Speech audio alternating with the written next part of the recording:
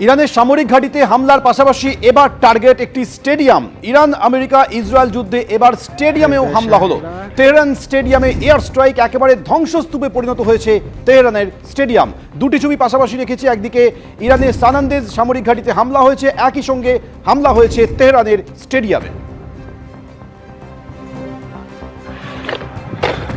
ورزشگاه و استخر انتهای 17 شهریور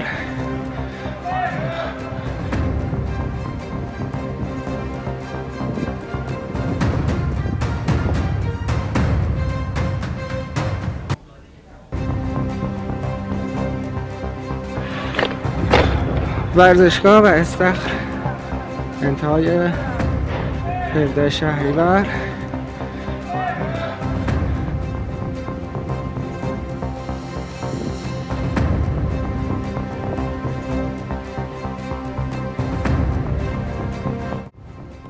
ষষ্ঠ দিনে America Israel আর ইরানের রক্তক্ষয়ী সংঘর্ষ, আর এরই মধ্যে এবার ইরানের সামরিক ঘাঁটিতে হামলা চালানো আমেরিকা। ইরানের সানান্দেজ সামরিক ঘাঁটিতে এয়ার স্ট্রাইক চালানো আমেরিকা। কুর্দিশ প্রদেশের ইমাম আলী সামরিক ঘাঁটি লক্ষ্য করে হামলা আমেরিকার।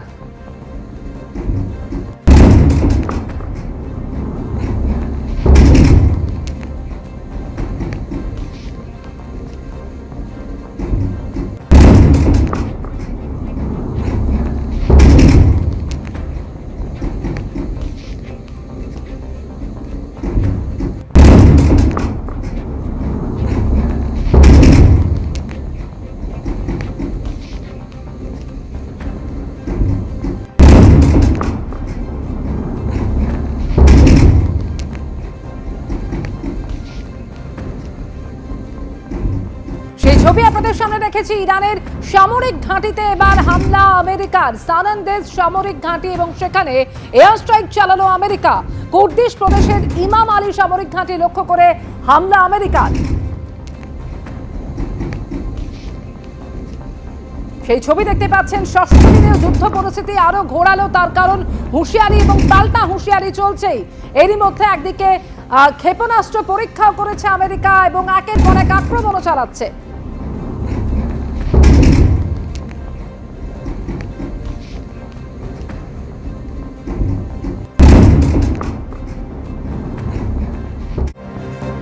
এদিকে পশ্চিম এশিয়া দেশগুলিতে হামলা হয়েই চলেছে। এরই মধ্যে ড্রোন হামলা এবার প্রতিহত করল আবুধাবি। আবুধাবিতে ড্রোন হামলা প্রতিহত এয়ার ডিফেন্স সিস্টেমের। ড্রোন হামলা প্রতিহত করলেও 6 জন আহত হয়েছেন। পাকিস্তানি এবং একজন নেপালের বাসিন্দাও রয়েছেন তাদের মধ্যে।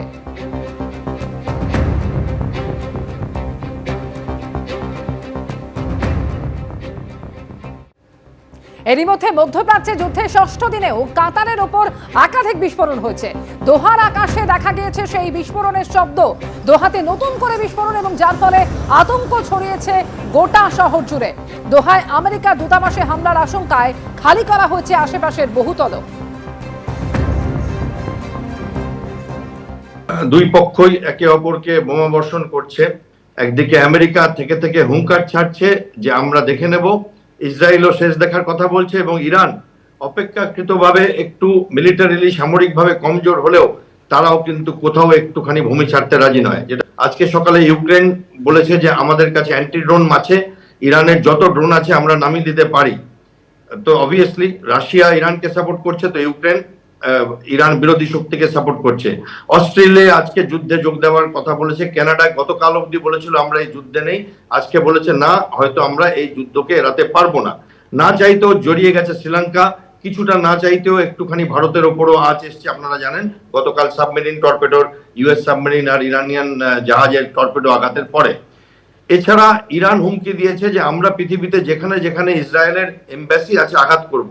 সেটা ভারতের জন্য চিন্তার ব্যাপার, কারণ ভারতের দূতাবাস আছে দিল্লিতে, আছে কনসুলেট আছে মুম্বাইতে, বেঙ্গালুরুতে। তো এইগুলো দেখতে হবে যে ইরান আর কি কি করে। স্টেট অফ হরমুজে একদিকে যেমন ইরান বলছে যে আমরা কাউকে যেতে দেবো না চায়নার জাহাজ ছাড়া, সেইখানে আবার দেখা যাচ্ছে যে ইউএস বলছে আমরা 48 ঘন্টা এমন আঘাত করব ইরানকে যে তারা সব ভুলে যাবে, এবং স্টেট অফ হরমুজ দিয়ে আমরা গ্যারান্টি দিচ্ছি। ইরান ইসরায়েল আমেরিকার যুদ্ধের আবহে দিল্লির ইরানের দূতাবাসে ভারতের বিদেশ সচিব বিক্রম মিশ্রি। ইরানের সুপ্রিম লিডার খামেনির মৃত্যুতে শোক প্রস্তাব নিয়ে বইয়ে স্বাক্ষর।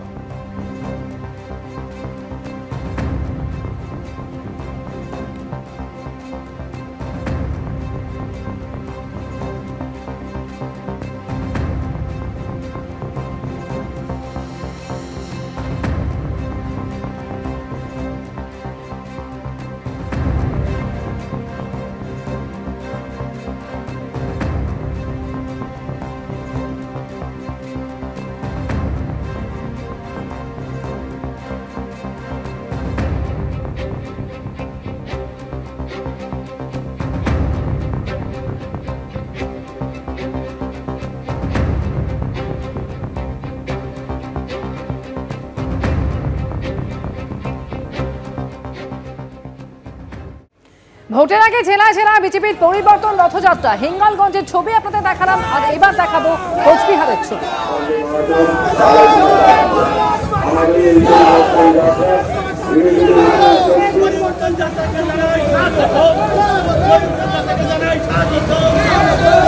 বন্ধুগণ, আমাদের এই পরিবর্তন যাত্রায়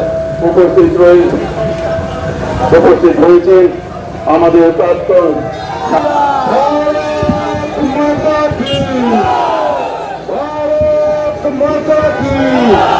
এবিপি আনন্দ, এগিয়ে থাকে, এগিয়ে রাখে।